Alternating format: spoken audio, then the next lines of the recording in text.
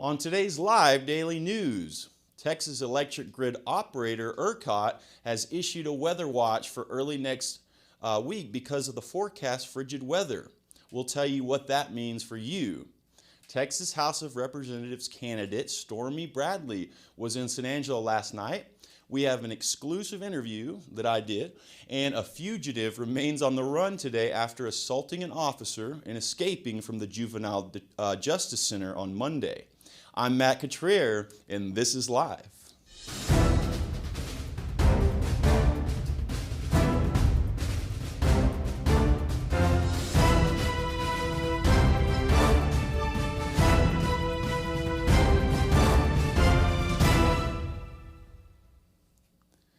We'll get to those stories in just a bit, but first, business in 2024 requires a reliable, fast internet connection, and when San Angelo Live launched this live stream video content initiative, we found Conterra Networks.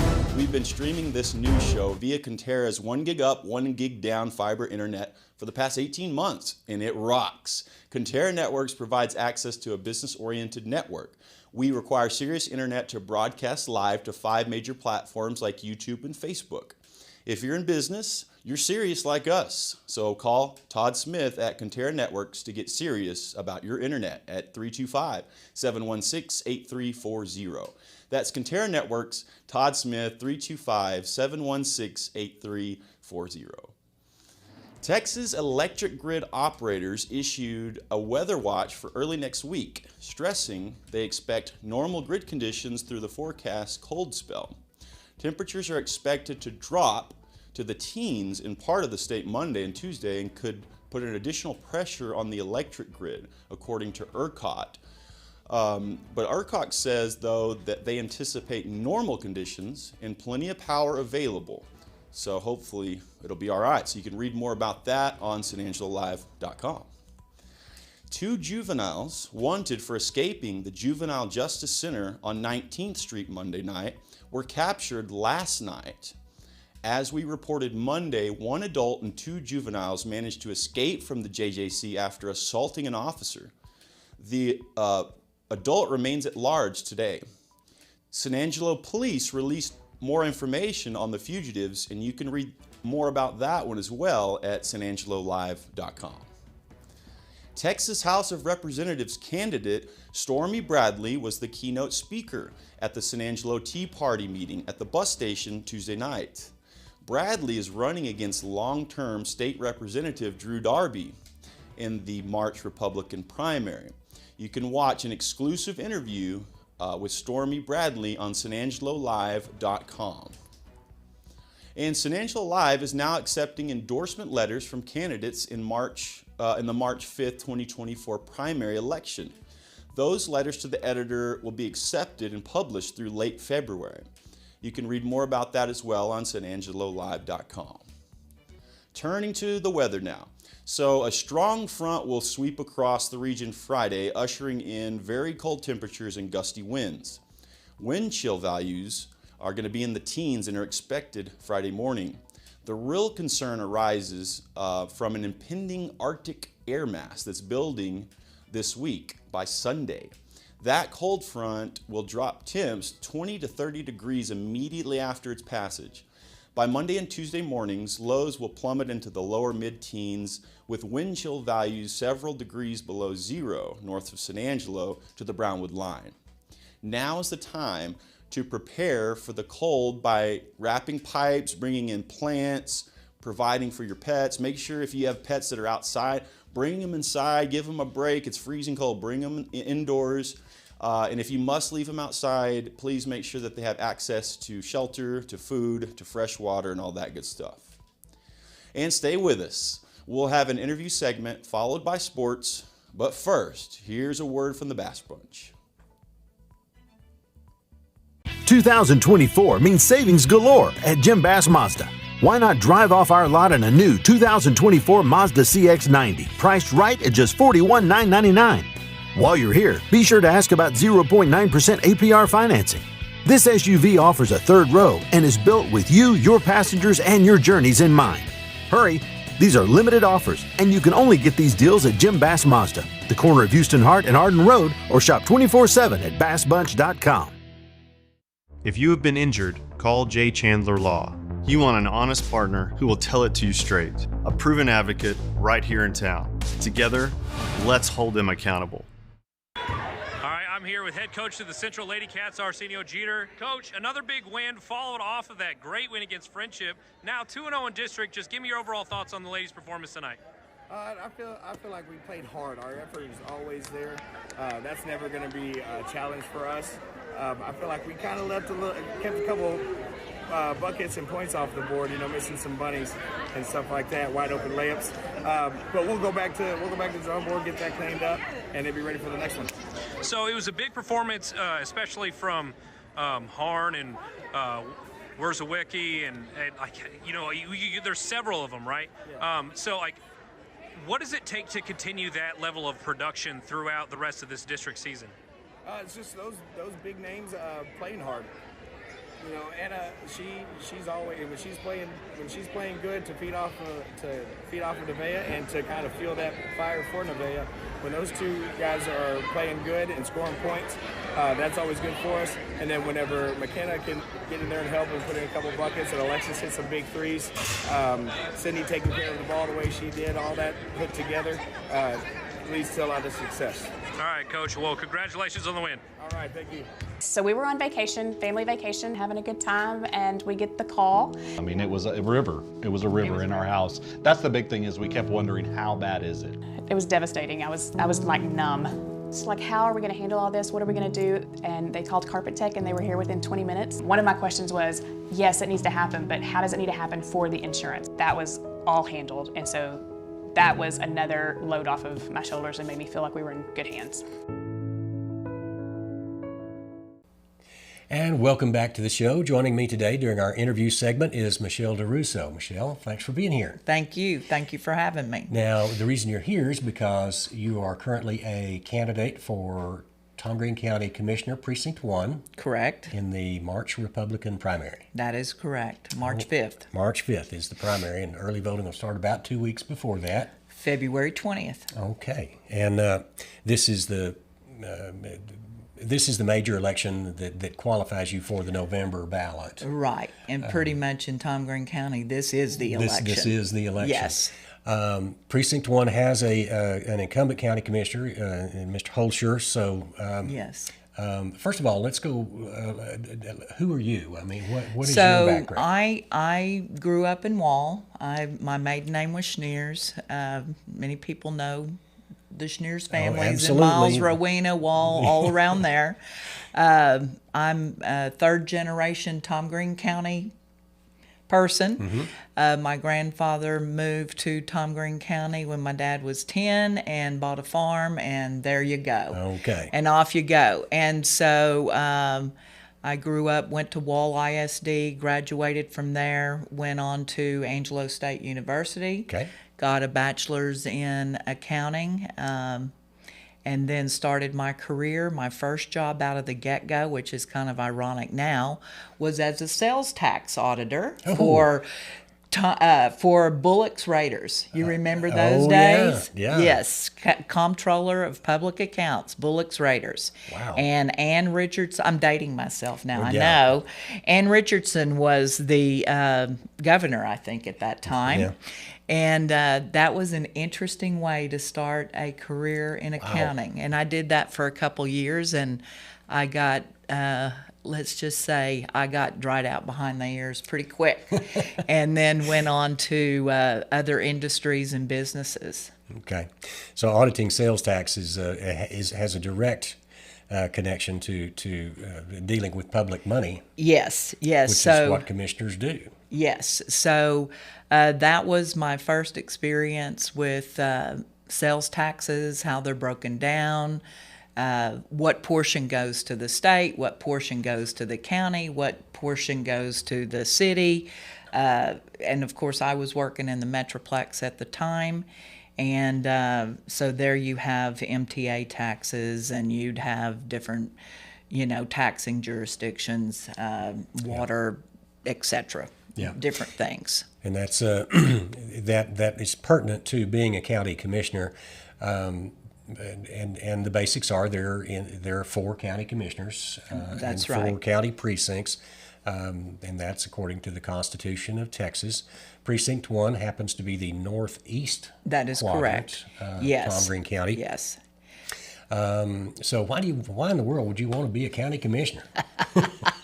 Well, I'd considered it, and then about a year and a half ago, I'd retired from being the controller at Texas Pacifico. Okay. So I have a 35-year career as an accountant, and doing budgeting and managing people, managing processes. And I got really fired up this year when I went and got my property taxes. And I went and visited with our appraisal district, and then I started digging in, and then I was like, okay, I'm doing this. I have earned a good living working in Tom Green County. My husband and I have made our home here. I've lived 47 years in this county, and I felt like it was time for me to give back, me to do something in service, to put my attributes of what I'm good at to work for all the residents of Tom Green County, and specifically Precinct 1. Okay. And the Commissioners Court is it's made up of 5 members. There's the 4 commissioners and the county judge. That's correct, And yes. they spend about half their time budgeting, through the budgeting process, and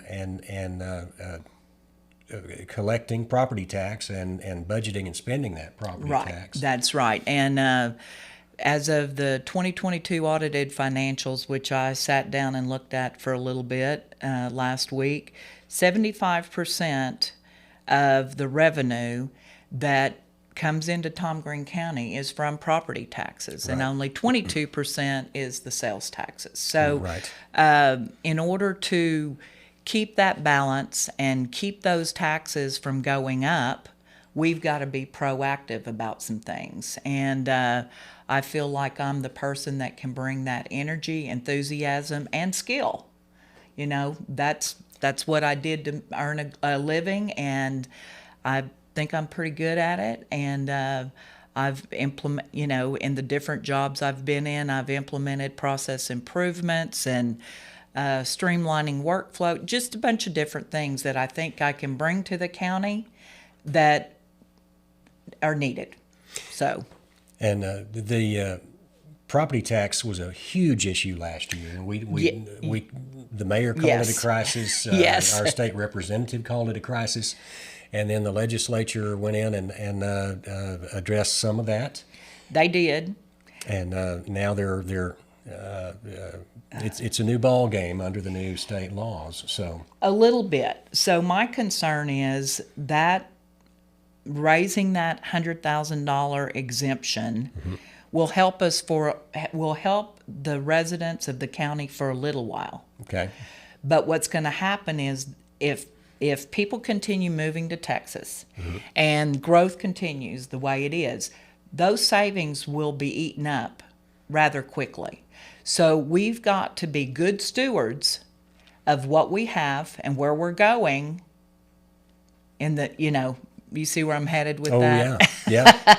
Because before you know it, we also have some other things that have happened in our economy, inflation, the border crisis, which has put more stress and strain on the amenities that the county has to provide. Right. Indigent care, the court system, the jails, those are all being impacted. And I don't think those have been fully reflected in the numbers from like 2022, but it's going to catch up with us. So that's very true. And elected officials all across Texas are going to have to deal with those challenges.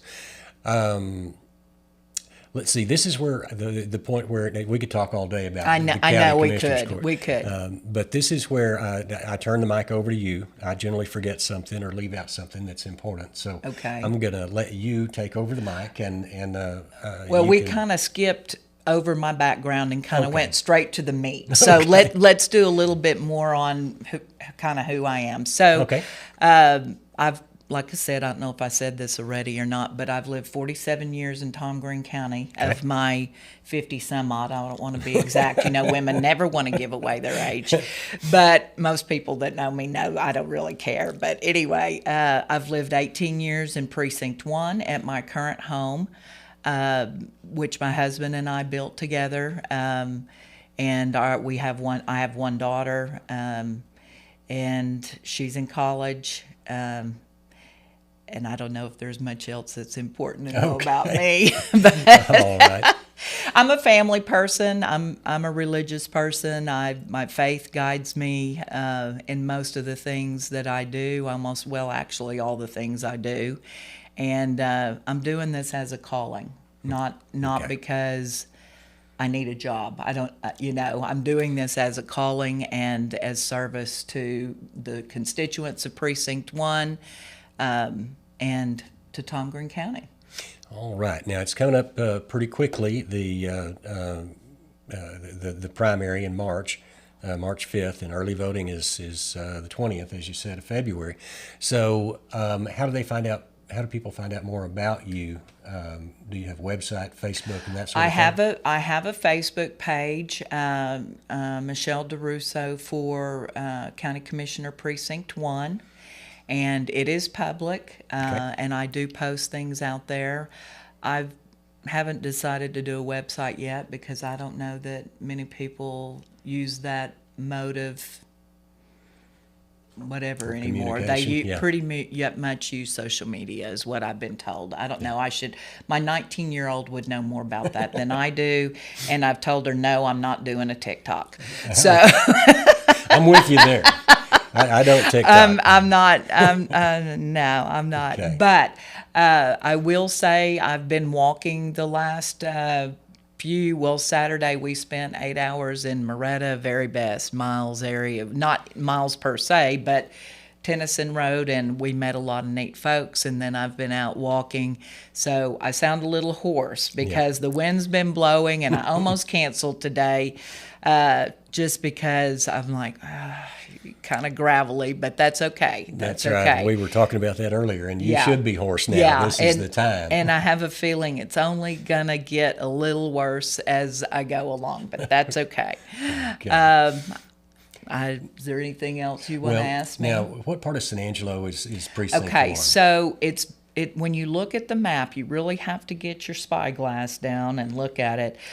So it's 388 is the southern boundary, which goes all the way, out to Moretta. Okay. And into town. Highway. So you go into town, it's Avenue L, and then Bryant Thruway, kind of up to Loop 306, and then everything east. So out to Moretta, very best. All the way almost to Miles. Runnels starts right before you get to Miles, the city of Miles. Yeah. And then up to Robert Lee, but not, where the county lines lines are drawn. Yeah. And then just north of Loop 306 on I guess it would be considered 87. There's a block of streets, Webster, North Van Buren, North Jefferson, kind of where Austin Elementary is, about 5 or 6 streets north. Okay. So there's you really have to look at the map and it kind of follows the Concho River in town. So if you don't know, the Council of Governments has a 911 map, and you can filter on county commissioner. Okay. And you can see, or you can put your address in there. Right. And see if you're in Precinct 1. Yeah.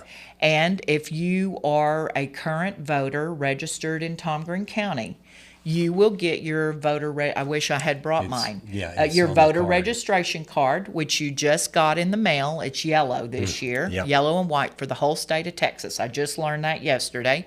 And it will tell you CC precinct whatever you're in. So then you'll know whether you can vote for me or Mr. Holscher. And this county commissioner's race is the only race for the county where there's two people running.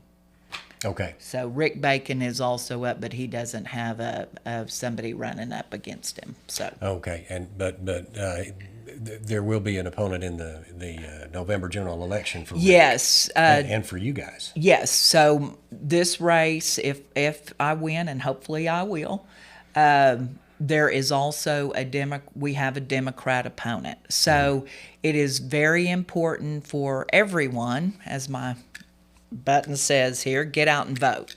That's your voice. Everybody needs to use their voice, and the way they use their voice is to vote.